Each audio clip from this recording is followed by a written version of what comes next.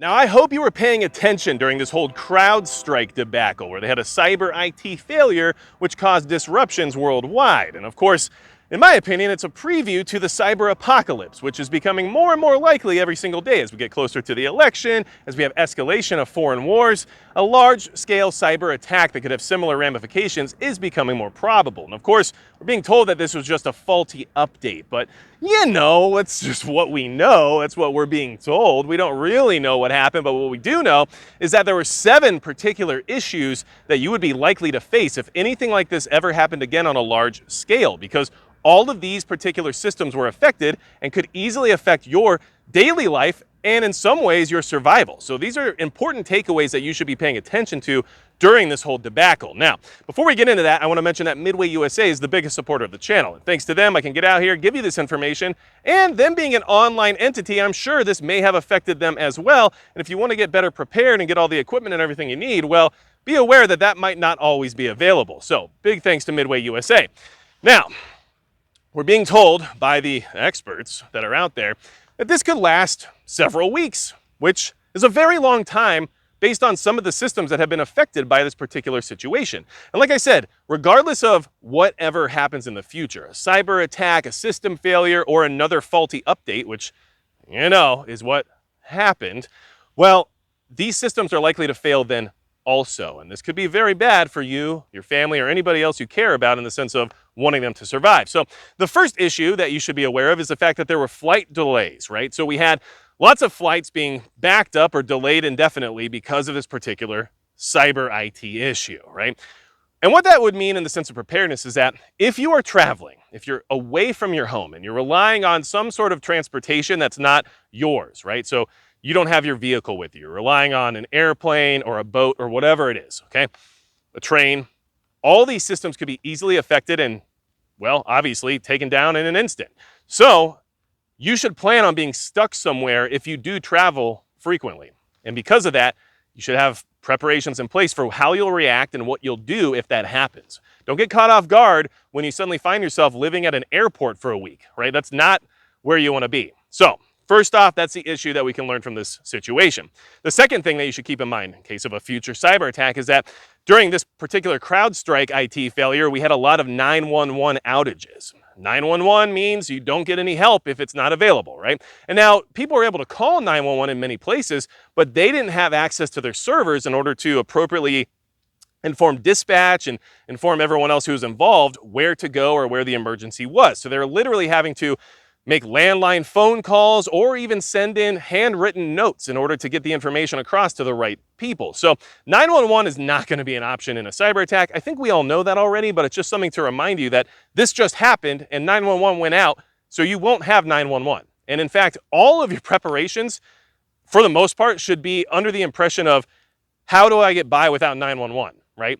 So what does that mean? Personal security, first aid, medical equipment, all those things, right? So moving on from there. Oh, don't forget fire suppression. People tend to overlook that quite a bit. If you don't have a fire extinguisher, you're doing it wrong, all right? Now, the third issue was that banks went down. Now, you could go to the bank in some places, but some banks were actually closed. But banking institutions are likely to be affected because, well, bringing down the financial system is a great way to wage cyber warfare, right? So in that scenario, you're SOL when it comes to digital banking of any kind. So if you don't have any physical assets on you, precious metals, or at least cash or something, just expect not to be able to do any transactions. And hopefully you have everything you need at that point in time and you don't need to pay for anything else, because that's basically what's happened to some people during this particular outage. Now the fourth issue is that online retailing is going to be shut down in many ways as well.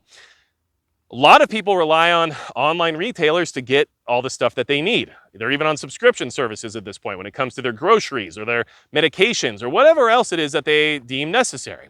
So for example, if you went on Amazon here in the last few days, there's a big warning disclaimer that says some third-party affiliates or whatever it says may have been affected by a recent issue and some of our shipments might be delayed because of it, right? Something along those lines.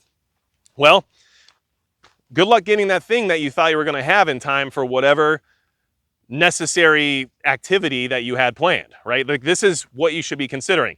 Anything you rely on to get on the internet isn't going to be available. We should already know that, but this is just another demonstration of that actually occurring in real time right now. So let's move on. What's the fifth issue you would face during a cyber attack of a large scale, similar to what just happened with CrowdStrike? Well, paycheck processing went out.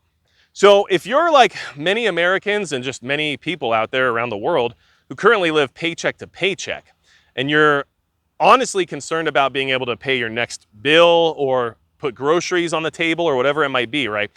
If you're living paycheck to paycheck and something like this happens, like that's it. The money you had is gone and the money you were waiting on is not coming. So I know it's hard, and I know that it's really hard for everyone right now economically, but you should understand that your paycheck being processed and deposited into your account is wishful thinking at this point in time. We just found that out again as a reminder during this particular situation.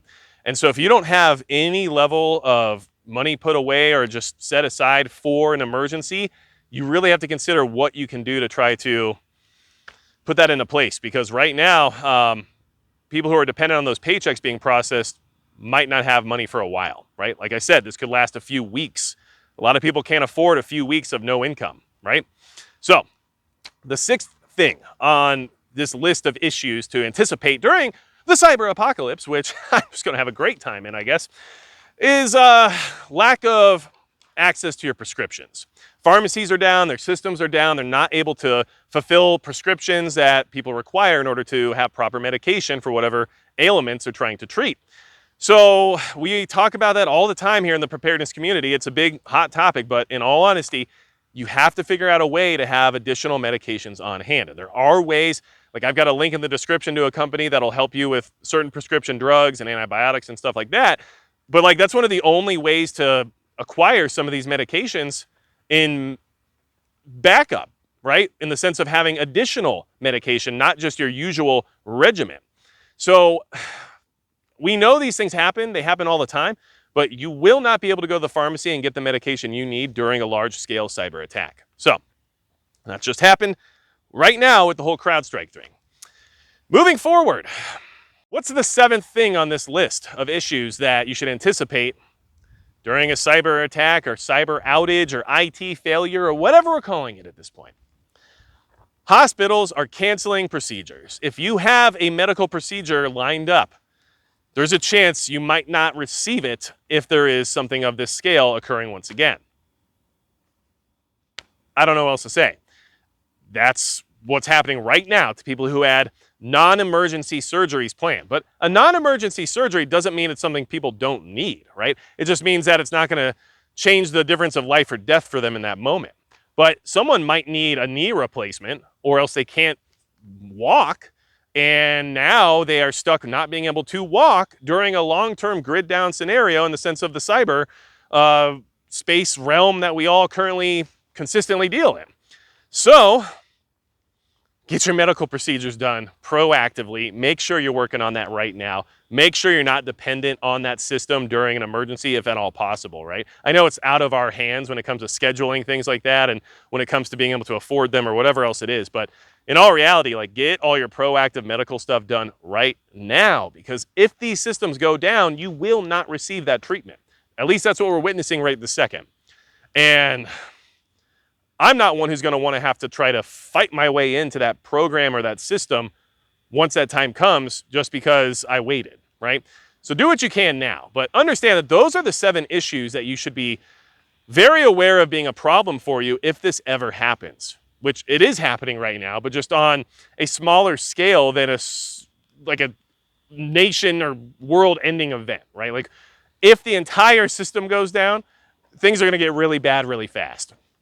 That's how you should look at it, and that's why you should prepare for all 7 of these things to not be available to you post some type of cyber situation. So let me know in the comments below what else you think could be affected in the sense of things that are relevant to your survival or preparedness. Let me know if you think this whole thing was truly just a software update, because I don't know. I don't have any evidence to say otherwise, but I just don't really have much evidence at all, right? And if you need anything from me, go to magicprepper.com, which currently is accessible, right, and online.